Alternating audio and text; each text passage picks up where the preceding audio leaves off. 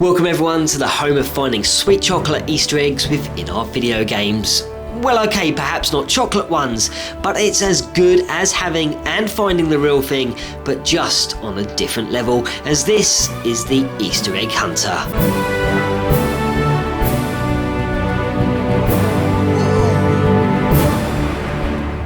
When you hear the words The Legend of Zelda, what thoughts initially come to mind? Me? Well, I think of adventure, mystery and stories of legends, curses and evil, the yielding of weapons and boss battles aplenty, spirits, dungeons, Link and Zelda, and endless exploration and hours of engrossing gameplay. Music that will live with you forever and a lifetime of fantastic memories. The Legend of Zelda as a series has been running for an incredible 25 years now, and so far has spanned across 5 console generations and provided 16 official games, not including remakes and spin-offs, and is one of Nintendo's biggest franchises and is in my mind one of the best of all time. And over several parts lurking within the Easter Egg Hunter series, I will be covering many of the individual titles and fishing for those secrets and Easter eggs.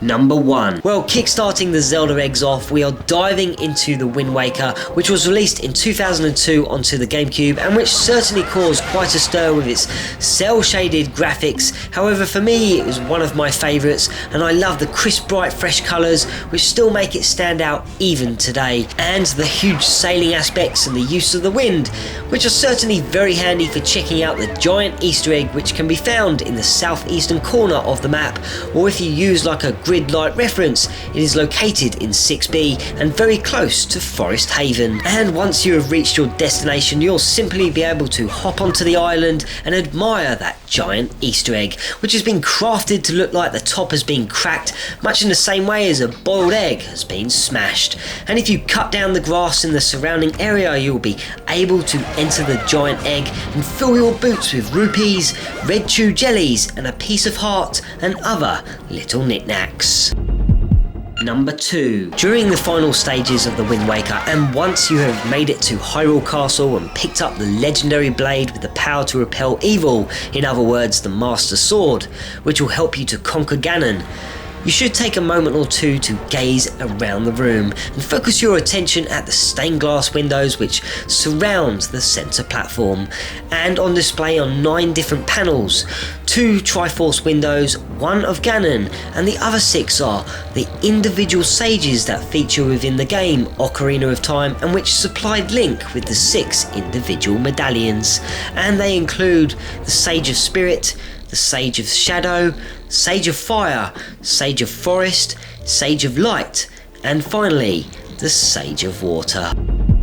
Number 3. Once the Wind Waker has been completed, there are many side quests and mini adventures which will keep you busy and engaged for hours on end. And if you so happen to go to the Forest Haven and make your way up and around the Juko tree by using the Boko bulbs, which fly you into the air, and you will be able to float over to a platform which will lead out to a cliff and which is pointing towards a small island. You will then need to change the wind direction by using the Wind Requiem to the north, so you can float on over and land on the island. Here you will meet a boy named Manny who asks you to fly on over to a ledge so you can activate a switch, which cannot be done by Link. So by placing a hoi pear on his head, a seagull will snatch it up and you will be able to control the seagull, and only then you will be able to activate the switch and then enter the secret Nintendo gallery. And here you'll be able to trade pictures of characters where they'll be made into figures, but it's the masks on the wall behind the sculptor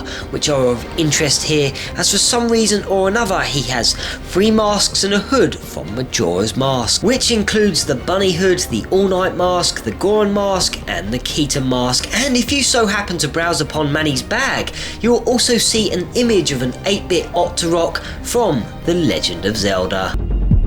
Number 4. Moving from one adventure to another, we are now going to briefly focus our attention on the latest addition to the franchise, which was released at the end of 2011 onto Nintendo's Wii, and that is Skyward Sword, and which is said to be the earliest point in the Zelda timeline. So the first little Easter egg we are going to gaze down upon is located near the goddess statue, which is one of the very first areas you will visit at the beginning of the game. However, you will require the claw shots and you will not receive them until you have completed the silent realm within the desert. And once you have got them, if you look up and to the left, you will notice a claw shot bullseye. So if you climb on up and jump on over the wall, you will notice a patch of flowers, and in amongst them are 5 adorable kittens, which will be after your love and affection, and you can even pick them up and cuddle them, or even accidentally drop them over the edge of Skyloft. However, don't worry, as they will fly back to safety using their ears.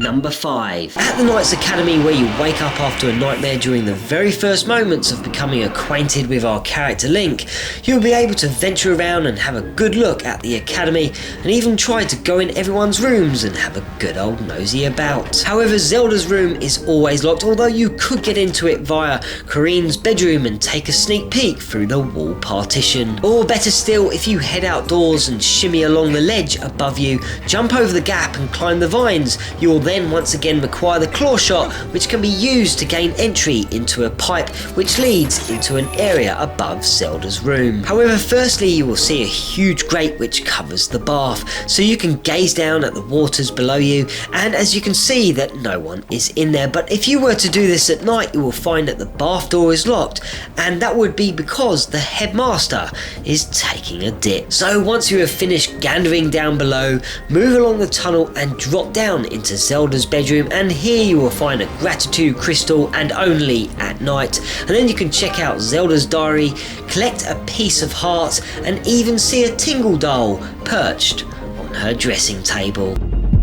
Number 6. The final Easter egg I want to touch on is another one of the most talked about gems that has ever been found, and lands itself within A Link to a Past, which was released in 1991 onto the Super Nintendo, and is one of my favourite games of all time, and was my very first Zelda adventure. And before the game was released, a certain contest was held within the Nintendo Power magazine, where the winner would have their very own secret room amongst the land of Hyrule, and would be one of the many Easter eggs and secrets which would go undiscovered and unnoticed for years, as it requires performing a rather fast speed run. Although this can be done in other ways, but I am going to concentrate on the most recognised mode of practice, and you will require the Pegasus boots, and if you have not received them yet, you can pick them up straight after completing the Eastern Palace. Then you will need to start from a save game and then choose to start from the Sanctuary, and literally as soon as you see Link, you will need to sprint by using the Pegasus boots and keep using them at every moment possible while trying to avoid the walls, trees and enemies, as by hitting any of these could slow you down and could scupper your chances of reaching the room. Follow the castle wall around and follow the stone path up and smash into the bush which covers a hole. And if you have completed the run in a quick enough time, you will enter the room of Chris Houlihan, and then you will be able to collect the many blue rupees surrounding the room and read that famous and legendary message that Chris Houlihan has left for us. Well, I'll be back soon with another Easter egg adventure, so until next time, this is the Easter egg hunter breaking out.